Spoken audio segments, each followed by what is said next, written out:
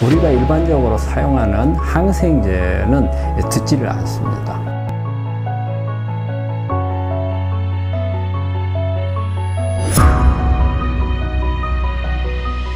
사실 이해하기가 좀 어려운 부분이죠. 면역이 강하면 코로나 바이러스 잘 이겨야 되는데.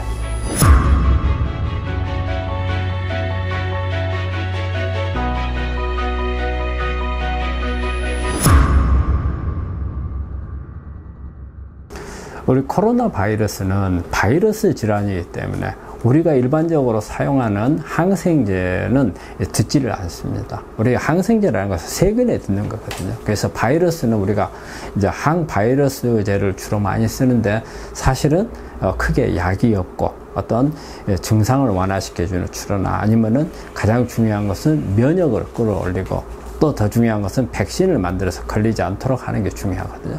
그렇다면 우리가 이제 이 바이러스가 우리 이제 감염이 됐을 때 가장 중요한 것은 면역을 끌어올려야 되는데, 그럼 우리 몸 안에서 어떤 면역이 작동을 해서 코로나 바이러스를 억제를 하는가?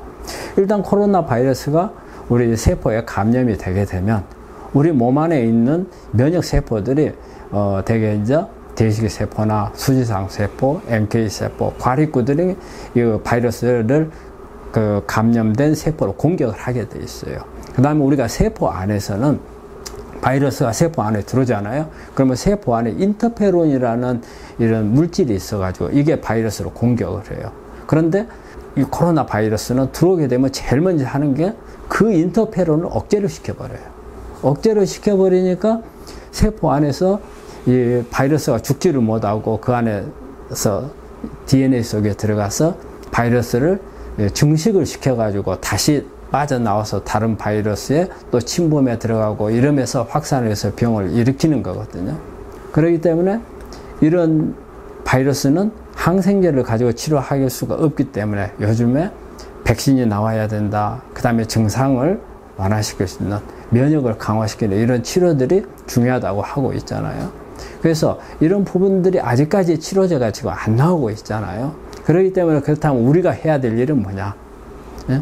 우리가 면역을 끌어올리는 부분들을 잘해야 돼요. 그래서 일단은 운동을 열심히 해야 되고, 그 다음에 식이가 중요하죠. 면역을 올릴 수 있는 그런 좋은 식사를 해야 되고, 여러 가지 신선한 야채나 과일이나, 그 다음에 이런 그 면역을 올릴 수 있는 이런 파이토케미칼들이 많은 이런 부분에서 보자면은 식물성 야채 속에 그런 게 많이 들어있고, 또 이런 밀싹에도 이런 부분이 많이 있거든요. 이런 부분들을 많이 먹어야 되고, 그 다음에 우리가 스트레스도 상당히 면역을 떨어뜨리거든요. 스트레스를 받지 않아도 되고, 그 다음에 우리 몸에 면역을 떨칠 수 있는 이런 환경적인 요인들을 피해야죠. 그래야 우리가 코로나 바이러스를 이길 수 있고 또 예방을 할 수 있는 방법입니다. 이 젊은 층들, 우리가 젊은 층들은 면역이 강하잖아요. 근데 이런 사람들이 코로나 바이러스에 감염이 돼서 갑작스럽게 상태가 나빠지면서 사망을 해버리는 경우가 종종 나오거든요. 사실 이해하기가 좀 어려운 부분이죠. 면역이 강하면 코로나 바이러스 잘 이겨야 되는데, 이걸 우리가 보통 이제 사이토카인 스톰이란 말을 하거든요. 왜냐면 사이토카인이라는 게 우리 면역을 조절하는 물질이에요. 근데 이게 너무 많이 나와서, 면역이 강해서 너무 많이 나와가지고 이게 폭풍처럼 나온다는 거죠. 그래서 면역이 너무 강해서 이것 때문에 문제가 돼서 사망해버리는 경우, 이것을 이제 보통 우리가 사이토카인 스톰이라는 용어를 씁니다.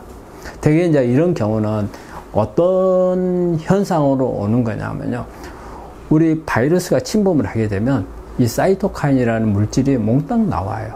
그래서 우리 면역 세포들을 끌어들여요. 그래서 면역을 강화를 해요.